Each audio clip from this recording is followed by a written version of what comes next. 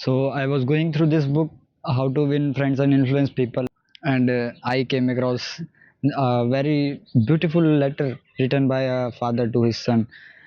इस लेटर में एक फादर को रियलाइज होता है कि किस तरह से वो अपने बेटे को एक मतलब अच्छी तरह से ट्रीट नहीं कर रहा है, उसको वो प्यार नहीं दे पा रहा है जो वो बच्चा डिजर्व करता है। एंड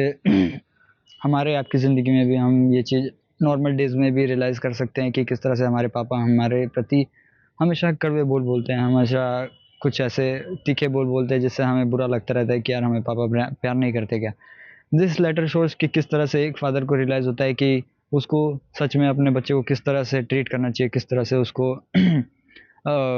किस तरह से उसको अपना लव शो करना चाहिए रेदर देन फाइंडिंग फॉल्ट। हमारी ज़िंदगी में अक्सर ऐसा होता है कि हमारे पापा हमारे काम में फॉल्ट्स ढूंढते हैं ताकि हम बेटर पर्सन बन जाए, ताकि हम एक अच्छे मतलब हम बेस्ट हो जाएं। They always try to make us best, है ना। They always find flaws, they always find मतलब they always criticise our self कि यार तुम इस तरह से क्यों बिहेव कर रहे हो, तुम अच्छे से बिहेव करो, तुम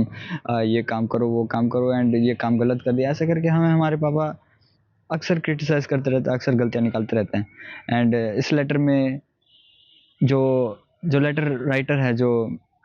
जो फादर है, वो इसी चीज़ का रियलाइजेशन करता है कि किस तरह से वो अपने बेटे को अच्छे तरह से ट्रीट नहीं कर रहा है, क्योंकि अभी उसका बच्चा छोटा ही है। एंड देन फिर भी वो उसके पीछे फॉल्ट्स ढूंढने में लगा हुआ है एंड उसको बेटर बनाना चाहता है, क्योंकि एक फादर का लव ऐसा ही होता है कि वो अपने बच्चे को बेस्ट देखना चाहता है एंड वो उसके अंदर फ्लॉज ढूंढता है जानबूझ के। एंड ये सबकॉन्शियसली होता है कि वो अपने बेटे के अंदर फॉल्ट्स ढूंढता है एंड उसको बेटर बनाने की कोशिश करता है।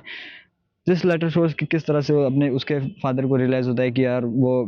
अपने बच्चे को अच्छे तरह से ट्रीट नहीं कर रहा है and now he have to treat him like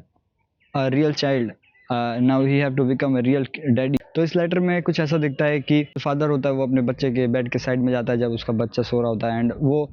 उसके जब वो सो ही रहा होता है तभी उसके आगे में ही इमोशनल वे में अपनी गलतियाँ एक्सेप्ट करता है कि किस तरह से वो जब उसका बच्चा स्कूल से आ रहा होता है एंड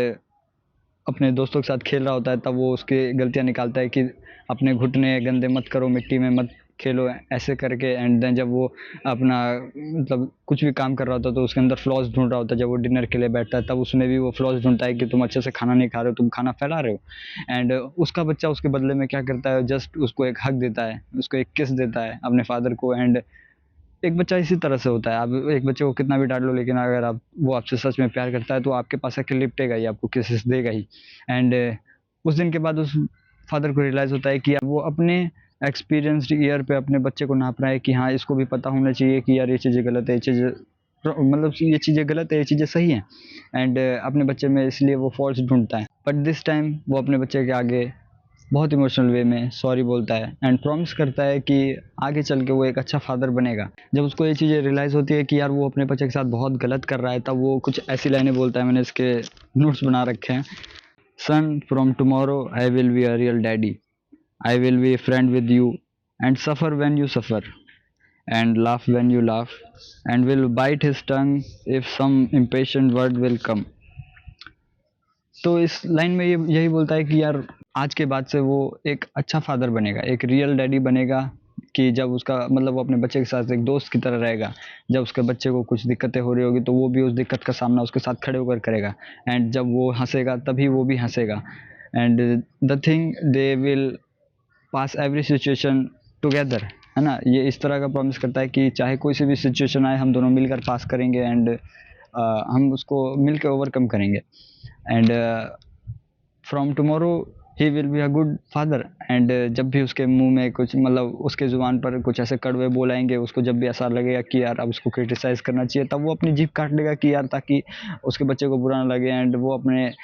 अपने खुद के एक्सपीरियंस बिल्ड कर पाए कि हाँ कोई चीज़ गलत कैसे है, कोई चीज़ सही कैसी है। एंड लास्ट में वो बोलता है he is nothing but a boy, a little boy.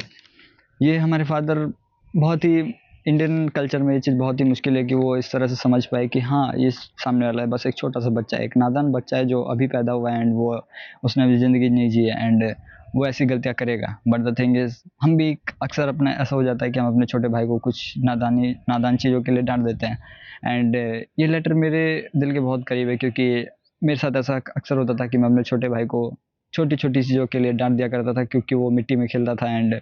चीज़ें फैला देता था, दीवार पे लिख देता था। दैट्स व्हाई मैं उसको डांट दिया करता था। But after reading this letter my whole perspective has changed. I regularly repeat this thing कि he is just a boy, a little boy, मतलब वो एक छोटा सा बच्चा है एंड वो ना समझ है, उसको नहीं पता है कि वो किस तरह से चीज़ें करे, किस तरह से मतलब वो चीज़ें गलत कर रहा है, इस चीज़ का उसको अंदाज़ा नहीं है एंड ये मेरी रिस्पॉन्सिबिलिटी है कि मैं उसको समझूं एंड उसको हर चीज़ में टोकने, हर चीज़ में डांटने की कोशिश ना करूं, उसको जीने दूं, है ना, उसको एक बच्चे की तरह जीने दूं जो गलतियां करता है एंड सीखता है। लाइफ में अक्सर ऐसा होता है कि हमारे फादर जो हैं वो हमें अपने एक्सपीरियंस, अपने पैरामीटर्स बनाते हैं, क्योंकि वो उन्होंने वो ज़िंदगी जी रखी है ना। वो ये चीज़ नॉर्मल सी बात है कि आपके फादर हमसे एज में बड़े हैं, उन्होंने ज़्यादा चीज़ें एक्सपीरियंस करी एंड दैट्स वाई वो चीज़ों को अच्छे से बेहतर से देख पाते हैं एंड जब हम कुछ गलतियाँ करते हैं तो वो उनको उन चीज़ों में फ्लॉस दिखते हैं एंड वो हमें बताने की कोशिश करते हैं, बट हम भी एज अ सन ये चीज़ नहीं समझ पाते कि हमारे फादर को ज़्यादा एक्सपीरियंस है, दैट्स वाई वो फ्लॉस देख पा रहे हैं एंड हमें लगता है कि यार हमारे फादर गलत है, हमें ऐसा लगता है कि यार ये हमें प्यार नहीं करते, ये हमारी चीज़ों में बस गलतियाँ निकालते रहते हैं। There is fault from both side.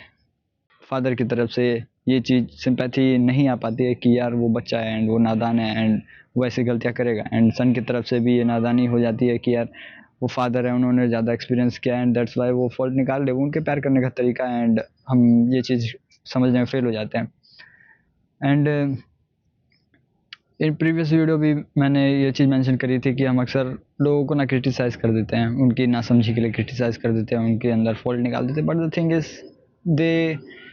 They it's their first life, है ना, जैसे कि आपकी ये पहली ज़िंदगी है, ये उनकी भी पहली ज़िंदगी है, वो भी अभी सीख रहे हैं, आप भी सीख रहे हैं ना, तो हो सकता है कि किसी से नादानी हो गई हो एंड गलती हो गई हो and you are criticising them कि यार तूने इस तरह से गलत कर दिया एंड मेरा एक्सपीरियंस ख़राब कर दिया, ऐसा कुछ, but the thing is it's also their first time ना, वो पहली बार ही इस दुनिया में आए हैं and they are also experience all this things first time. So don't criticise others कि यार ये गलत है, ये सही है, तुम ये गलत कर रहे हो, ऐसे करो नहीं, उन्हें अपने एक्सपीरियंस बिल्ड करने दो, है ना, आप अपनी ज़िंदगी जियो, वो अपनी ज़िंदगी जिएंगे एंड दिस लेटर शोज़ कि आपको क्रिटिसिज्म नहीं देना चाहिए किसी को यार जल्दी से एंड ये लेटर मेरे दिल के बहुत करीब था, दैट्स वाई मैंने ये लेटर को एक्सप्लेन किया इस वीडियो में। एंड बाकी आपका क्या ओपिनियन है कमेंट डाउन करना क्रिटिसिज्म के ऊपर, और आपके फादर और आपके बीच के बॉन्ड के बारे में भी कमेंट कर सकते हो if you want, if you are comfortable with. And that's it for this video, मिलते हैं किसी और वीडियो में किसी और टॉपिक के साथ, तब तक के लिए बाय।